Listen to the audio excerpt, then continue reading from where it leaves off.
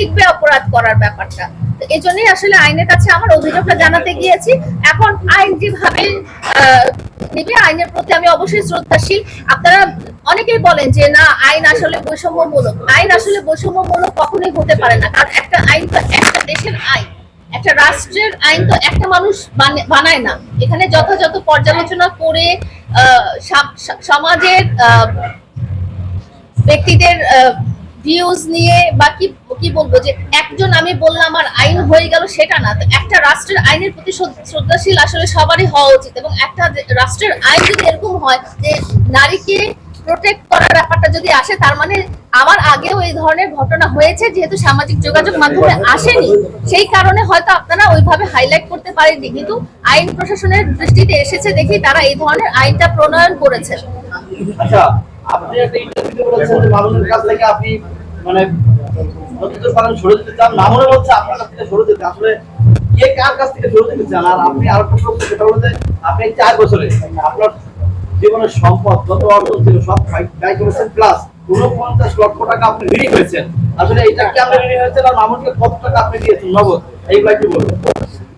আমি টাকা পয়সার ব্যাপারটা যেটা আছে সেটা এই মুহূর্তে আর বলতে চাচ্ছি না, বাট আপনি যেটা বলেছেন যে যেই ব্যক্তির নামটা বলেছেন সেই ব্যক্তির আমি ছায়া কাছেও নাই, এবং আমি তার হাত থেকে মুক্তি পাওয়ার জন্য। কিন্তু মানুষ আইনের আশ্রয় কখন নেয়, মানুষ একটা মামলা কখন করে? যখন আপনি ভুক্তভোগী, যখন আপনি জালিমের অত্যাচারে অত্যাচারিত। আমি ওই মামুন নামের জালিমের অত্যাচারে 4 বছর অত্যাচারিত হয়ে দেওয়ালে পিঠ থেকে যে আমি আইনের কাছে যে হাত জোর করে বলেছি যে আমাকে সেভ করেন, আমাকে রক্ষা করেন।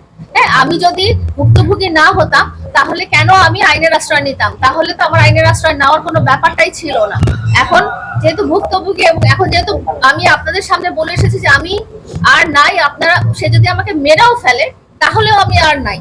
হ্যাঁ, তাহলেও আমি তার আশেপাশে ছায়ায় উপরে নিচে মানে কোনো জায়গাতেই আমি চাই না যে তার এই বিষাক্ত পরিবেশ, বিষাক্ত রাহু থেকে যেন আমার পরিবার এবং আমাকে আইন রক্ষা করে। আমি এই জন্যই এসেছি। সোশ্যাল মিডিয়াতে ইতিমধ্যে ব্রিজ মামুনকে আপনার গায়ে হাত তুলছিল, সবাই দেখেছে, দর্শকেরা আছে সবাই দেখেছে আপনার গায়ে হাত তুলছে। তারপরেও আপনি কিন্তু বলেছেন যে ব্রিজ মামুনের সাথে আমি আর কখনো দেখা করব না, চেষ্টা করব না। আমরা পরবর্তীতে দেখতে পেয়েছি যে আপনি আবার তার সাথে মিশেছেন এবং তার সাথে ঘুরিয়ে বেড়েছেন। আসলে আবার এখন বলছেন যে যাবেন না।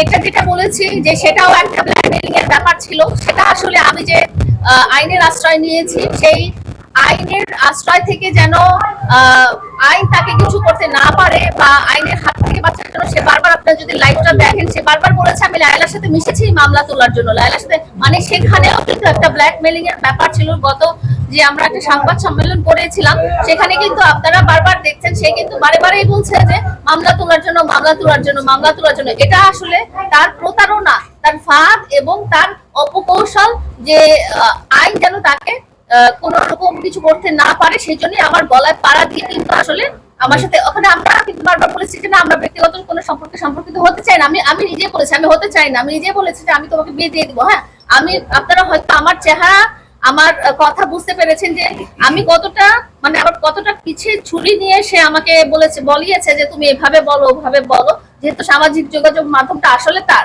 আমি কিন্তু সামাজিক যোগাযোগ মাধ্যমের কেউ না। আমি হয়তো তার কারণে একটা মানে ভাইরাল হয়েছি নেগেটিভ ভাবে।